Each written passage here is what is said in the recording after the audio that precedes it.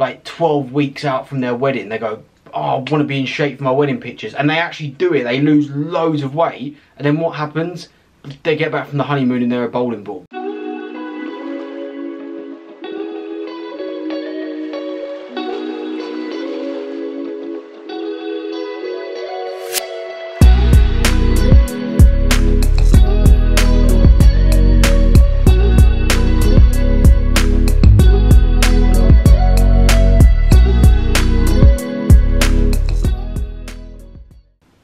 Hello guys, how are we? For those of you new here, I'm a psychology student trained to be a therapist, so on this channel we talk about positivity, mindset, well-being, mental health and all things like that. So if that sounds of interest, stick around.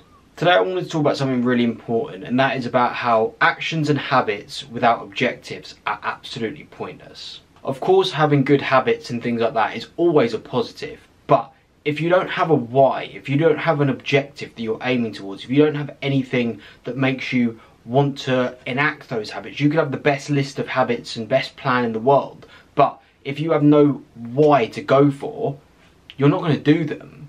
And what's amazing is it doesn't even have to be rocket science or anything crazy. It could be the most simple objective in the world. For example, if you just for no reason whatsoever had to get up at 6 AM every day, you probably wouldn't do it. But because you have to get up for work every day, your objective is to not be late for work. You get up at 6 AM or 6:30 or whatever it is every day. So you do it every day without even realising it. You leave your house at a certain time because your objective is to not miss the train or whatever it is. You don't have to have something, this big grand plan necessarily, but to implement any habit successfully and to stick to any habit, especially more difficult ones, there has to be an objective. The small scale objectives are actually going to be what helps with the small scale sacrifices and small scale habits. You don't need a big grand plan. For example, again, going back to the waking up thing, if your alarm has to go off at 10 to 6 rather than 6:30 or 7 o'clock so you can go to the gym, your objective is to go to the gym. That's why you get up at that time. It doesn't need to be the big grand plan of why you go into the gym and everything like that. Like I said, those smaller objectives are actually really important to help with the smaller habits, because those smaller habits are actually what compound over time. The guy who wakes up every day for 6 months and either goes to the gym or goes for a walk in the morning, over that 6 months, even though that's a small habit, the habit over time develops into something much bigger. The bigger objectives are for the bigger habits. Again, you guys are working out how much I love waking up early. If you had to get up, if someone just said to you, right, can you just wake up at 3 AM tomorrow morning for absolutely no reason, not a chance you're going to do it. Like, the alarm will, you might set an alarm, it will go off, you'll look at it and go, I'm exhausted, roll over and go back to sleep.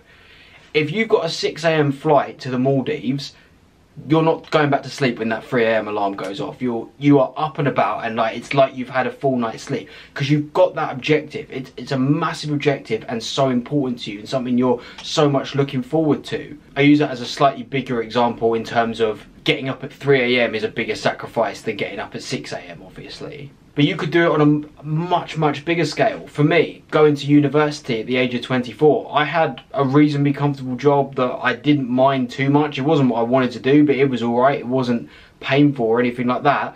But I made a huge sacrifice to, in many ways, go a long way backwards financially, promotion wise and everything like that, and basically start again as if I was 18 to go to university. But my objective is to qualify as a therapist, so an objective that big requires an equally big sacrifice, and because I had that long-term objective, it was basically a no-brainer.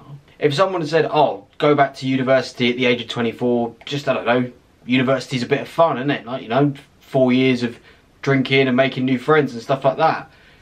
That's not really something I'm going to make that sacrifice for, because there's no objective at the end of it. Obviously, those are objectives, but they're not objectives worth making an absolutely massive sacrifice for. The university one might be a bit of a better example. The catching the flight to the Maldives may seem a bit of a silly example, but there is a lot of data that shows, and there are studies that show, that sacrifices actually become easier in the pursuit of a reward. If there is immediate positive reward, doing hard things becomes easier. For example, with diet, right? When I'm at the office and someone's put out a load of donuts because it's someone's birthday, there is no immediate negative, really, disincentive for me eating a donut. I don't eat one donut and put on 5 kg right there. That's not how it works, which is one of the reasons dieting is so difficult. But if I give into that every day and have one of those donuts every day, over time it is going to completely bloat me out and it's going to ruin the diet that I've been working hard on. On the opposite side, if every time I ate a donut, I don't know, my hair started falling out immediately, or when I ate it, I got a burn on my arm or something like that, I'm going to stop eating donuts pretty quickly. And that's where this idea of delayed gratification comes from. The same way, if you go to the gym for 3 hours and do a massive session, you don't come home and you're absolutely built. But if you go to the gym every day for an hour for 6 weeks, yeah, you probably are going to start noticing difference. It's about those people who can turn down, make the sacrifices, turn down the donut and everything like that in pursuit of something that they can't see straight away, and likewise keep working hard at something where they don't see the reward straight away. YouTube is another example. I've been cracking away at this for over 2 years now, and I've got like, what, 50 subscribers? Like, hopefully one day it's going to absolutely blow up, but it may never do. But if I stop making videos, then it definitely won't. Going back to the diet thing, I can't remember who said it. I think it was the guy who does Mindset of Muscle, Jay Alderton, or it was Chris Williams. Most of what I say is someone like Chris Williamson. But he said, I see my abs as the story of every donut I didn't eat. And I think that's such a good way of looking at it, because especially with things like diet, it's very easy to say, oh, well, I don't really see any benefits, or I don't see any like reward from that sacrifice, because you don't see the rewards of what you didn't do. You don't see the rewards of every party that you didn't go to, every time you didn't drink a beer, every time you didn't eat a donut. But you have to look at what you look like now and go, if you have been skipping out on those things, that's the reward. The fact you've got clear skin, the fact that you've got a clear head, the fact that you're working hard and you've gone further in your business than if you'd been out partying and drinking, the fact that you're not overweight. Those are the signs of the sacrifices that you've made.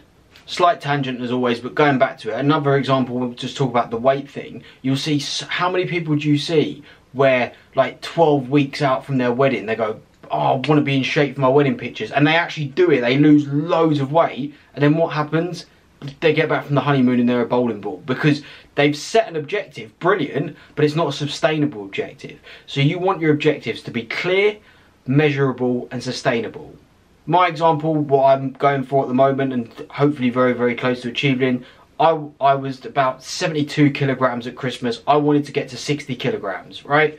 Clear, measurable, sustainable. Clear, 60 kilograms is a very clear weight.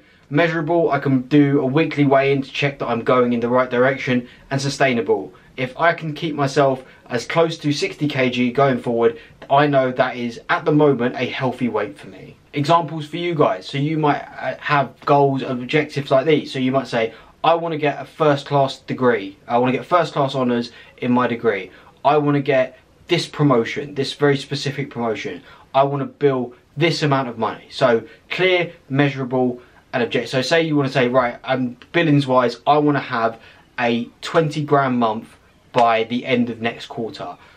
Clear, 20 grand is a very, like, it's a clear number. Measurable, you can check your billings, check your margins, check your tickets and everything like that, and check that you are moving in the right direction. And sustainable, you go, cool, once I build 20 grand, once I know I can do that, I can do a 20 grand month, that's the aim every month, so I keep it as close to 20 grand, if not going beyond.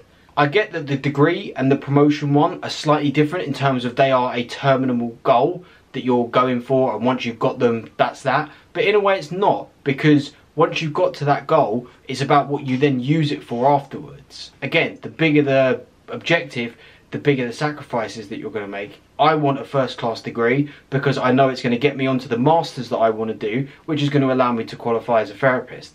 You might want X promotion because what you're going to do in that promotion, you know you're going to be working under this person who's an incredible person to learn from and is going to blow your career up. To finish it off, as I always say, get a pen, get a piece of paper. You know what we do here, or a whiteboard. You can't see it, but I went and got a whiteboard. Write them down. Just physically write down. It doesn't have to be one. It could be as many or few as you want. What are your objectives? Because as soon as you've got those down, then you work backwards. What are the habits that I need to get there? And those habits, no matter how hard they are, become a hell of a lot easier when you know what your objective is. Thank you for making it all the way to the end. I do appreciate you guys who stick around. If you did find any of it useful, please do consider liking, subscribing.